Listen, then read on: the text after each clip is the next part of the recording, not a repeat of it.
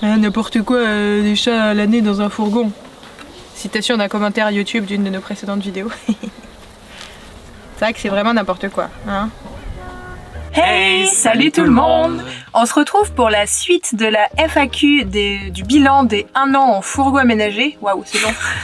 Mais comme on vous l'avait dit dans la précédente FAQ, on allait dédier une FAQ spécialement pour les chats parce qu'on a eu plein de questions sur les chats en van, les chats en fourgon, comment on les a habitués, comment on gère, blablabla. Et vous allez voir tout de suite. Nous, c'est Micha et Chris. On est photographes et vidéastes et on voyage à travers le monde avec nos 2 chats dans notre van aménagé Rudolf. Sur cette chaîne, nous souhaitons partager avec vous nos petites et grandes découvertes et tout ce qui nous fait vibrer. Partons à l'aventure ensemble. Alors installez-vous, prenez un thé, prenez un bout de chocolat ou une tartine ou ce genre de choses et c'est parti. Une tartine. Une tartine. Tartine, c'est mignon ce mot. Alors, une des premières questions qui revient tout le temps, y compris par tous les inconnus qui nous voient se balader avec nos chats dehors, c'est « Mais vous n'avez pas peur de les perdre ?» Non. Voilà, question d'après, on va aller vite. On connaît nos chats parce que, comme on vous l'a dit et comme vous savez peut-être déjà, ça fait 11 ans qu'on vit avec eux. On connaît leurs habitudes, on sait par quoi potentiellement ils peuvent être attirés. On sait ce qui les effraie aussi. Mais avant de plonger dans le vif du sujet, permettez-moi un petit récap pour celles et ceux qui nous découvrent grâce à cette vidéo. Nos adorables boules de poil fêtent leurs 12 ans cette année. Ils ont toujours vécu avec nous en appartement jusqu'à ce que nous décidions de partir vivre en fourgon aménagé. L'idée ne nous avait même pas effleuré l'esprit auparavant, mais voilà comment les choses ont évolué. En 2019, nous avons acheté notre premier fourgon que nous avons affectueusement appelé Bambi, vous retrouverez son van tour sur cette chaîne, pour nos déplacements professionnels et personnels. À l'époque, nous laissions nos chats sous la surveillance de notre voisine lorsque nous partions en voyage. Mais en 2020, Tyrion a commencé à avoir des problèmes de santé nécessitant un traitement médical à vie. Ceci a compliqué un peu les choses pour nous et surtout pour nos chats. Et j'anticipe dès maintenant pour répondre à une remarque fréquente sur les réseaux sociaux, oui, nous sommes conscients que nos chats et en particulier Tyrion sont en surpoids depuis tout ça. Oui, ils suivent un régime et oui, nous gérons leur santé de près avec l'aide de nos vétérinaires. Bref, revenons à nos moutons, ou plutôt nos chats. Face à cette situation, nous avons donc décidé d'emmener nos boules de poil avec nous dans nos voyages. Comme tout se passait pour le mieux pour eux comme pour nous, nous avons ensuite acheté un second fourgon, Rudolf, plus grand et davantage adapté à la vie à 4. Puis, après quelques années de vadrouille occasionnelle, nous avons finalement décidé en 2023 de franchir le pas et de partir à plein temps sur les routes avec nos minous. Alors voilà, c'était une longue introduction, mais nous pensions qu'il était important de vous donner un peu de contexte avant de répondre à vos questions dans cette FAQ, car nos réponses seront forcément influencées par notre expérience et notre histoire avec nos boules de poil. Alors merci d'avance pour votre respect et votre gentillesse dans les commentaires, et bon visionnage! Donc quand on les sort, on garde un œil sur eux, mais c'est surtout qu'on les a habitués hyper progressivement, ça viendra dans la question d'après. Le fait qu'on les a habitués progressivement, on s'est habitués nous aussi progressivement à les laisser vadrouiller et on sait que quand ils ont peur, ils rentrent en courant au fourgon et c'est assez sécure pour nous de savoir ça. Ouais. Donc on fait quand même attention, notamment s'il y a un chien en liberté ou quoi, pour éviter que le chien se mette entre le chat et le fourgon, parce que c'est dans ce genre de situation où ils pourraient fuir ailleurs puisque leur maison n'est pas accessible. Mais bref, on reste prudent. On garde un œil sur eux, mais globalement, on leur fait confiance et on a aussi eu des preuves au fur et à mesure de l'expérience qu'on pouvait leur faire confiance de ce côté-là. Et qu'ils se sentaient assez bien dans le fourgon, surtout pour avoir envie d'y revenir d'eux-mêmes, c'est ça. Oui, nos chats sont assez pot de colle aussi et ça nous aide beaucoup. Mais sinon, je pense qu'ils ont aussi vite compris qu'ils pouvaient nous faire confiance. Et quand on claque des doigts ou qu'on claque des mains, en général, ils savent que ça veut dire danger. Du coup, ils ont pris ce réflexe-là de rentrer directement au fourgon sans trop réfléchir quand on fait ça. Et c'est très pratique, notamment quand il y a un chien qui arrive au loin. Donc ça, c'est quelque chose, par exemple, qu'on a mis en place avec eux vraiment au fur et à mesure et assez naturellement. Ils ont vite associé le bruit avec la situation. Et je pense que ça nous aide aussi d'avoir tous ces petits rituels avec eux. Il y a juste quand même une fois, anecdote, où Lily a failli se perdre dans un champ de maïs. Mais en fait, c'est pas vraiment qu'elle était perdue, c'est qu'elle était allée dans les premiers rayons du champ de maïs et le vent dans les épis de maïs, ça lui faisait peur. Et ça fait qu'elle restait immobile au milieu du champ de maïs parce que comme le bruit venait de partout autour d'elle, elle savait pas où aller pour fuir le danger. Et là, on a vraiment flippé. On l'avait beau l'appeler, les friandises et tout, elle rentrait pas. Chris allait pas tarder à commencer le travail, il fallait qu'on se dépêche. Et vraiment là, on a eu peur parce qu'en plus le champ était immense et on s'est dit mais mince, qu'est-ce qui s'est passé? Et on a fini par la retrouver en allant nous-mêmes dans le champ de maïs à pas de velours pour éviter de faire trop de bruit, en l'appelant doucement. À un moment donné, j'ai entendu un petit miaulement qui m'a répondu. En fait, elle était genre à peine à 3 rangs du champ de maïs, elle était vraiment pas loin. Elle était recroquevillée en petites boules et quand je l'ai appelée et qu'elle m'a vue et qu'elle m'a répondu, elle s'est laissée prendre, elle était toute tremblante dans mes bras et c'est là où je me suis dit bah mince en fait. Et c'est là où j'ai compris quoi, les épis de maïs, le bruit et tout, elle avait peur de ça. Elle a pas mal peur du vent, Lily. aussi. Ouais. Donc forcément, cette fois-là, on a eu extrêmement peur, mais à force d'expérience, maintenant, on sait aussi mieux dans quelle situation faire plus attention à quoi. Et quand c'est sur des spots qui sont pas trop safe à nos yeux, on les sort en laisse harnais et comme ils ont l'habitude, ils se laissent plutôt faire et ça se passe bien. Et quand on est sur des spots vraiment tranquilles, là, on les laisse en plus grande autonomie, on les surveille un peu moins, mais parce qu'on a bien arpenté les horizons, on a vu que c'était sans danger et on surveille quand même toujours s'il n'y a pas des chiens ou des motos ou des trucs comme ça. Mais on n'a pas encore fait l'essai et ça sera le sujet d'une future vidéo, mais on s'est fait offrir à Noël des GPS pour les chats. On n'a pas encore testé, mais c'est quelque chose qu'on va bientôt faire et du coup ça rajoutera probablement une petite couche de sécurité. Mais on vous en parlera davantage dans une prochaine vidéo qui sera vraiment dédiée au collier GPS une fois qu'on aura un petit peu de recul pour vous faire un retour intéressant là-dessus. Deuxième question qui est un peu liée à ça et qui revient tout le temps aussi, y compris par les inconnus dans la rue encore une fois, qui nous disent tout le temps « Oh, vous les aviez habitués dès tout petit ?» Bah pas du tout. On n'a pas habitué les chats dès tout petits, c'est à l'âge de 8 ans qu'on a commencé à les habituer. Parce que, pour contextualiser... Déjà, quand ils étaient petits, on n'imaginait pas du tout un jour vivre en fourgon aménagé ou quoi que ce soit. C'était pas du tout dans nos plans à l'époque. On vivait en appartement et on s'était dit, bah au pire, ils sortiront plus tard quand on aura une maison, mais c'est tout quoi. En mode ultra classique. Sauf que quand Tyrion a eu 8 ans, il est tombé malade et il a été mis sous traitement par son vétérinaire. Donc un traitement à prendre matin et soir en continu à vie. Et là, on s'est dit, ah. Comme en parallèle, on venait d'avoir notre premier fourgon aménagé, on s'est dit, bah, on va devoir l'amener partout avec nous. Et c'est là qu'on a commencé à l'habituer en laisse harnais pour ces besoins-là. Et en fait, avec beaucoup de patience et de persévérance, même un chat adulte, si vous avez une bonne relation avec lui, qu'il a bien confiance en vous et vice-versa, vous pouvez les habituer à... Honnêtement, beaucoup de choses, ils se sont habitués extrêmement vite. Ouais. Mais ça recoupe avec la question d'après, donc on va un peu fusionner ces deux questions-là, qui est comment vous les avez habitués au harnais et à la laisse. Donc nous, c'est quelque chose qu'on a vraiment fait très progressivement et sous couvert de jeux, de friandises.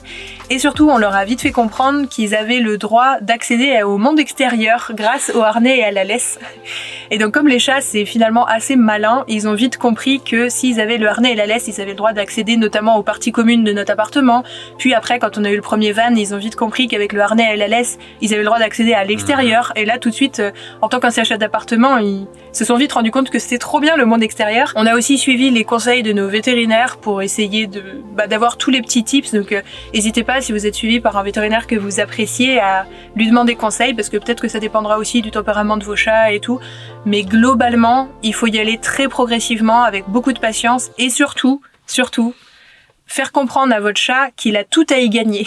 Parce que bien évidemment, quand on mettait juste le harnais à nos chats dans l'appartement et qu'il se passait rien d'autre, ils voulaient plus bouger et ils se grattaient, ils étaient saoulés. Donc forcément, si juste vous faites ça, le chat il va vraiment pas voir où est son intérêt. Sachant que quand on disait qu'on y allait très progressivement, au début c'était vraiment des petites phases, on mettait le harnais ou on mettait la laisse, mais ça durait pas trop longtemps, 5 minutes les premières fois. Ouais. Puis après on essayait d'aller un peu plus longtemps et à chaque fois qu'on voyait qu'il commençait à en avoir marre, on arrêtait, on retirait le harnais parce qu'il fallait pas non plus qu'on arrive dans ces moments où le harnais c'était quelque chose qui était chiant et désagréable, donc hop on retire le harnais, ok pas de souci, on passe à autre chose, on arrête. Donc on a aussi beaucoup de gratitude pour nos chats qui ont été très tolérants avec tout ça. Globalement Tyrion il s'en fiche complètement d'avoir le harnais, alors qu'au début il détestait ça comme tous les chats. Par contre Lily elle a gardé un petit côté un peu plus réfractaire au harnais. Elle aime pas trop par exemple avoir le harnais si elle est dans le fourgon. Elle a vraiment associé le harnais c'est dehors. Forcément le monde extérieur est tellement intéressant qu'elle tolère le harnais pour ça. Mais par contre on voit tout de suite quand elle en a marre, elle rentre au fourgon d'elle-même, elle nous miaule dessus et ça veut dire c'est bon je suis rentrée maintenant, tu m'enlèves le harnais que je puisse faire ma toilette et aller me coucher tranquille. Donc, Et c'est littéralement ce qui se passe juste après. Elle retire le harnais, elle va faire sa toilette, elle se couche et puis il termine. Après juste petite parenthèse, on pense que le fait qu'ils aient été chats d'appartement avant ça nous a grandement aidé. Parce que forcément, je pense qu'habituer un chat d'extérieur à laisse harnais, alors qu'il a l'habitude de sortir en totale liberté avant, ça doit être peut-être plus compliqué. Donc n'hésitez pas à nous dire si vous avez réussi à le faire malgré ces conditions, à nous dire tout ça en commentaire, ça aidera peut-être la communauté. Attention aussi, bien évidemment, nous on n'a pas trop peur parce qu'on a l'habitude, on sait que nos chats ils restent toujours autour du fourgon et qu'ils retournent au fourgon dès qu'ils ont peur parce qu'on les a bien habitués au fourgon bien évidemment avant de les habituer à sortir. On a fait en sorte qu'ils se sentent chez eux dans le fourgon pour être sûr qu'ils reviennent par eux-mêmes. La porte est grande ouverte, ça fait 1h30, 2 heures, facile. Et des fois juste les chats ils se posent à l'entrée et ils regardent dehors. Mais faites attention parce que selon les chats, peut-être que ce sera plus ou moins évident. On ne vous dit pas de faire comme nous, c'est vraiment juste un retour d'expérience. Chaque chat est différent, chaque chat est unique. N'hésitez pas à vraiment être à l'écoute de votre animal et aussi à l'écoute des conseils éventuels de votre vétérinaire qui saura peut-être au cas par cas vous aider. Bon alors après c'est en théorie, on les sort toujours avec le harnais, mais bon, il y a des fois on le fait pas, hein ma Lily? Et ça t'arrange bien? Après, l'idée de leur mettre le harnais systématiquement, c'est surtout histoire qu'ils gardent l'habitude. Parce que quand on est sur des endroits tranquilles comme aujourd'hui, on les laisse en pseudo-liberté, même si on garde un œil sur eux. Mais après, il y a des fois où on est sur des spots où il y a pas mal de chiens, pas mal de gens qui se baladent, des voitures à proximité ou ce genre de choses. On n'est pas toujours sur les spots les plus idéaux pour eux. Et à ce moment-là, on les sort avec une laisse par sécurité, quoi.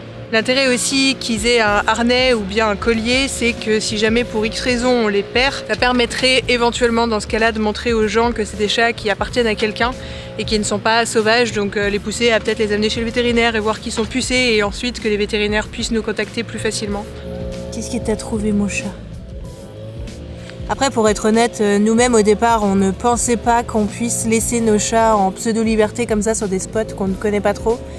Mais au fur et à mesure, on s'est habitué et eux aussi. Et ça a presque été plus long pour nous de nous habituer plutôt que nos chats qui eux ont pris le pli très très vite. Et nous, il a fallu qu'on s'habitue aussi à leur lâcher un peu du lest et à voir que finalement, il n'y a pas tant que ça de danger, qu'ils ont des bonnes habitudes, qu'ils restent prudents et qu'ils partent jamais trop loin. Et notamment, on s'en est rendu compte parce qu'une fois en Suisse, Lily a eu super peur et elle s'est barrée et la laisse s'est coincée sous la roue du fourgon. Et du coup, Lily s'est extirpée du harnais et est rentrée toute seule au fourgon. Donc ce jour-là, on s'est rendu compte qu'au final, même sans laisse, on pouvait les faire sortir. Donc on a commencé à les faire sortir petit à petit en liberté sur des spots vraiment tranquilles. Puis petit à petit, à force, on a pris la confiance en eux. Même si on reste prudent et qu'on garde un œil sur eux, forcément on a lâché du lest. Alors, question d'après, comment gérez-vous le quotidien? Donc notamment les litières, la nourriture, l'eau, tout ça. On va y aller progressivement. Pour l'eau, c'était comme à l'appart, on a une fontaine à eau qui permet de filtrer l'eau. Et en mouvement, parce que Tyrion adorait boire l'eau du robinet.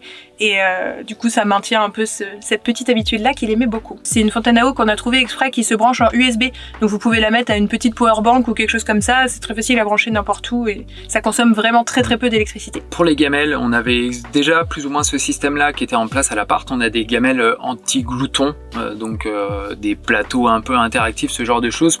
On a ça maintenant. Voilà, avec des difficultés un peu modulables et ça permet de faire en sorte que le chat mange uniquement s'il est vraiment motivé à manger et du coup il passe du temps et il met de l'effort à manger. C'est aussi des gamelles qui stimulent un peu leur instinct de chasse et donc c'est aussi des choses qui sont recommandées par les vétérinaires. Ça les aide aussi à rester stables et bien dans leur tête, quoi. Par rapport au stockage de la nourriture, comme ce qu'on leur donne en alimentation, c'est une marque française, c'est pas des choses qu'on va forcément trouver facilement à l'étranger. Donc quand on fait des stocks, on va mettre le gros des stocks dans des caisses, dans le coffre, et puis une petite portion devant. Voilà, ça c'est pour l'aspect pratique.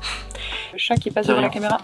Ça va pas être pratique. Donc par rapport à la litière, on utilise de la litière végétale compostable, qui est du coup la même qu'on utilise nous pour nos toilettes sèches. Donc comme ça permet d'avoir un gros stock qui sert autant pour les chats que pour nous. C'est une marque qu'on trouve hyper facilement un peu partout en Europe, donc ça sur le coup c'est pas gênant du tout à trouver. Et c'est une litière qui est agglomérante, donc ça évite aussi de gaspiller et elle ne sent pas.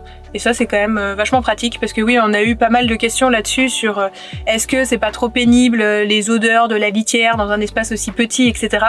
Encore une fois, si vous nettoyez régulièrement, non, c'est pas trop pénible. Et en termes de vraiment installation de litière, pour leur confort, on a 2 litières, même si à l'appart avant on en avait 3, mais pour des questions de place et de disponibilité, on en a 2 et visiblement ça leur suffit très bien. Parce qu'en effet, habituellement, les vétérinaires recommandent une litière par chat plus une. C'est ce qu'on avait à l'appartement, mais là dans le van, comme c'est un espace beaucoup plus restreint, au final ils se font très bien à avoir seulement 2 litières. Donc c'est un compromis qu'on a trouvé entre leur bien-être et la place aussi dans le fourgon, et ça a l'air de très bien leur aller jusque là. Et après les deux vont dans les 2 litières, mais ils aiment quand même avoir 2 litières, donc bref, encore une fois, ça c'est en fonction de comment vous connaissez votre animal ou pas aussi avant de l'amener en fourgon. Bon, la question d'après, justement, c'était la litière dans un espace aussi confiné, c'est pas trop l'enfer. Vous prenez quoi comme litière pour éviter les odeurs? Bah, on prend tout simplement la même litière qu'on avait aussi à l'appartement avant, parce qu'on trouve qu'elle ne sent pas trop. C'est une litière agglomérante, végétale, et après ça c'est vraiment aussi en fonction de votre sensibilité. Il y a des gens qui vont préférer tel type de litière, il y a des gens qui vont préférer l'odeur d'une autre type de litière. Nous, on a juste fait comme avant à l'appartement, et comme ça, on était sûr d'être tranquille.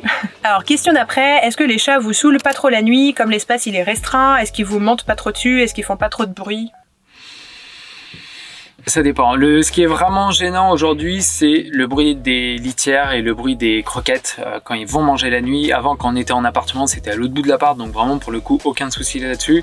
Maintenant, oui, en effet, là, on est dans un espace restreint, donc c'est un peu plus présent la nuit. Mais je pense qu'on s'y habitue un peu à force. Le fait, encore une fois, que nos chats, ils aient 11 ans, ils sont un peu plus posés aussi que peut-être un chaton ou quoi.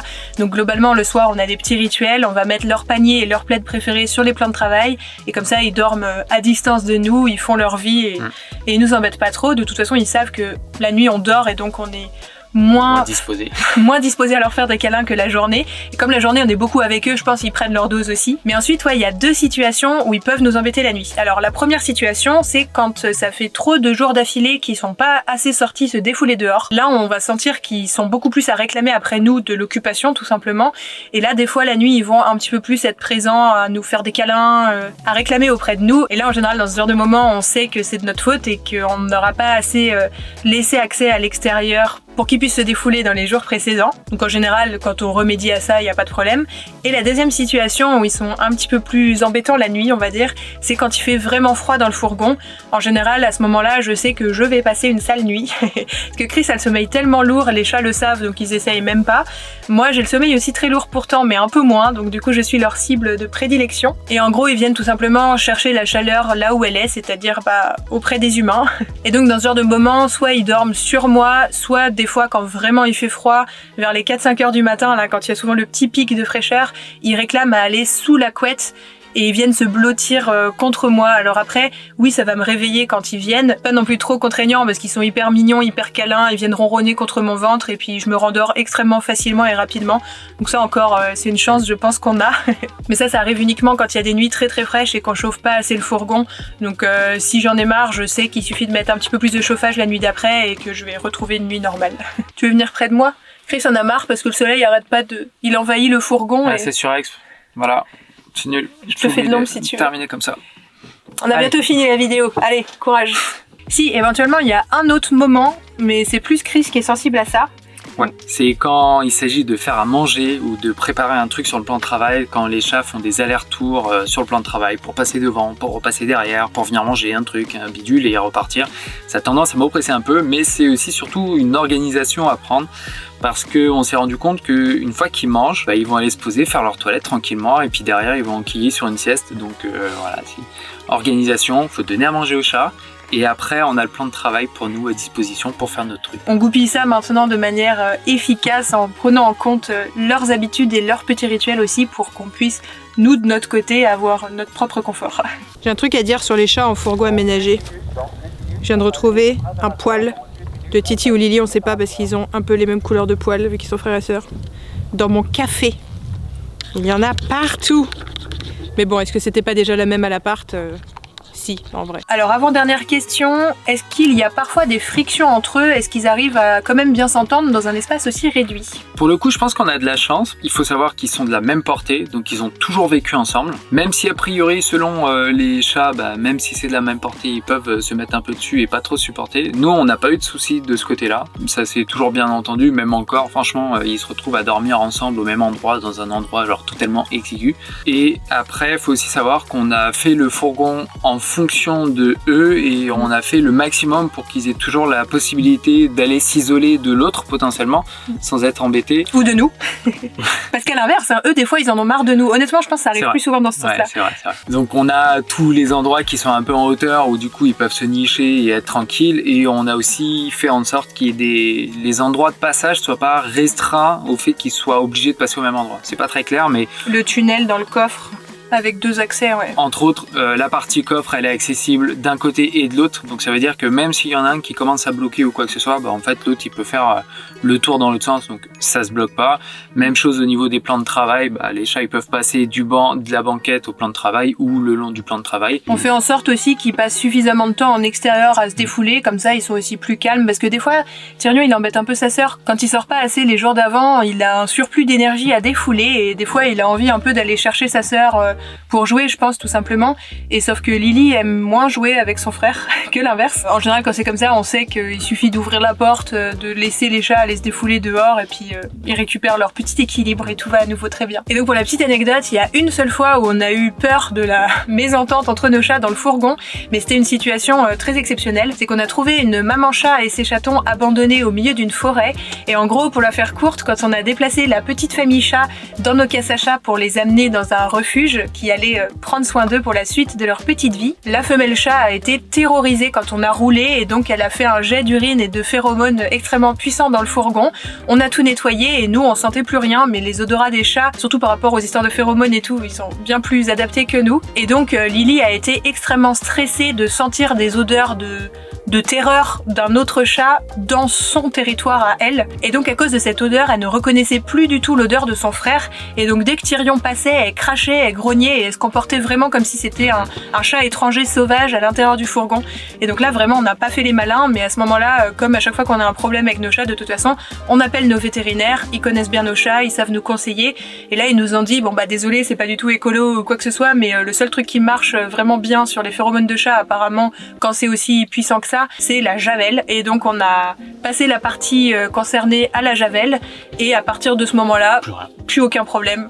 Lily reconnaissait à nouveau son frère, ne lui connaît plus de tarte. Moi Titi, t'as été martyrisée pendant cette période-là. Vous le voyez pas, mais il y a il y a un bout... Voilà. Et donc ça a réglé tous les problèmes, mais c'est vrai que cette fois-là on n'a pas trop fait les malins parce qu'on s'est dit mince, mais comment on va faire ne serait-ce que pour dormir cette nuit si dès qu'ils se croisent ça part en cacahuète et tout, et puis surtout on n'avait pas envie qu'ils se blessent l'un l'autre et tout ça pour...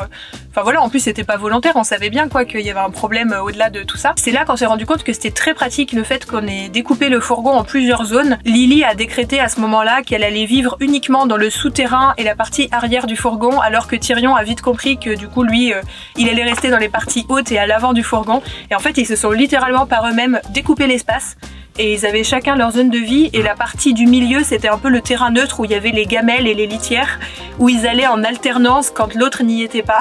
C'était assez flippant et en même temps c'était hyper intéressant de voir ça parce qu'on s'est dit mince, même dans une situation comme ça ils arrivent à cohabiter et à vite trouver à nouveau leur nouveau rituel et leur nouveau confort quoi. Donc ça a vraiment duré juste une nuit et une journée, le temps qu'on aille après acheter les produits et tout nettoyer. Mais ouais, c'était une expérience pas très rigolote mais intéressante malgré tout. Et la dernière question c'était, est-ce que c'est pas trop pénible de voyager avec un chat, notamment à l'étranger, les vaccins et tout globalement, encore une fois, au risque de se répéter, prenez conseil auprès de votre vétérinaire qui saura vous renseigner, mais globalement en Europe c'est pas tout à fait homogène, il y a des petites spécificités selon les pays, mais globalement il y a une base commune. Nos chats ont un passeport européen, ils sont bien évidemment pucés, ils sont vaccinés et notamment contre la rage parce que c'est vraiment le vaccin obligatoire partout où vous allez passer. Après, selon les pays, il y a des petites spécificités, genre est-ce qu'il a vu un vétérinaire dans les X mois avant le voyage, ou est-ce qu'il a pris un vermifuge ou ce genre de choses. Mais on vous mettra le nom ici du site. Anivet de voyage. Anivet de voyage, ouais. Mais on le met quand même ici en écrit. Qui nous a été conseillé par notre vétérinaire pour aller vérifier à chaque fois avant chaque pays qu'il n'y ait pas des petites subtilités. Mais globalement, ça se fait très bien. On a été contrôlé à l'entrée de la Suède, je crois, par quelqu'un qui nous a du coup qu'est-ce que vous avez quelque chose à déclarer et tout. On a dit oui, on a 2 chats, on a montré les passeports, il nous a fait ouvrir l'arrière du véhicule et là du coup il a vu la petite tête de Tyrion trop mignonne qui l'observait et il a souri, il a dit ouais allez-y. Donc non, on n'a jamais vraiment été embêtés pour les voyages avec nos chats. Et de toute façon, on avait déjà voyagé avant la van life avec nos animaux, notamment quand on a vécu en 2015 en Finlande. Donc on avait déjà un peu pris le pli avec tout ça. Et à l'époque, on n'était pas en fourgon, on était en hôtel. Donc c'était quand même un peu plus pénible à gérer. Ouais, maintenant qu'on est en fourgon, on se pose plus la question de savoir est-ce que les animaux sont autorisés, est-ce que y a des choses à prévoir, est-ce qu'il faut tout déménager quand on descend de l'hôtel, prendre les litières, les plaids et tout. Là, ils ont leur petit confort, il y a tout qui est dans le fourgon, on peut aller partout et Ça a vachement simplifié la vie quand même pour les voyages. Regarde où je suis obligé de me mettre pour éviter la lumière, quoi. Sur ce, on va arrêter là cette vidéo. Parce qu'on est arrivé au bout des questions, en fait, surtout. Si vous avez d'autres questions, n'hésitez pas à nous les poser en commentaire et puis on essaiera d'y répondre par là-bas pour compléter tout ça. Ou en faire un deuxième épisode. S'il y a vraiment trop de questions. Tout à fait. Sur un sujet peut-être un peu plus détaillé, par exemple les colliers GPS, quand on aura testé et qu'on pourra faire un vrai retour. Là, je suis bien. Et n'hésitez pas à nous dire si vous aussi vous avez déjà voyagé avec votre animal, que ce soit chat, chien, furet, lapin ou je ne sais quel autre animal, et à nous dire ce que vous en avez pensé. Et éventuellement les difficultés que vous avez rencontrées, si ça peut aider les autres à avertir entre guillemets ou informer, pourquoi pas. Et puis nous on est toujours curieux, si vous avez des petits tips aussi et que vous aussi vous voyagez avec votre chat, n'hésitez pas à nous dire tout ça dans les commentaires. En attendant, on vous dit à bientôt et... à la semaine prochaine. À la semaine prochaine pour une prochaine vidéo. À lundi. À lundi pour le prochain vlog. Salut. Au revoir.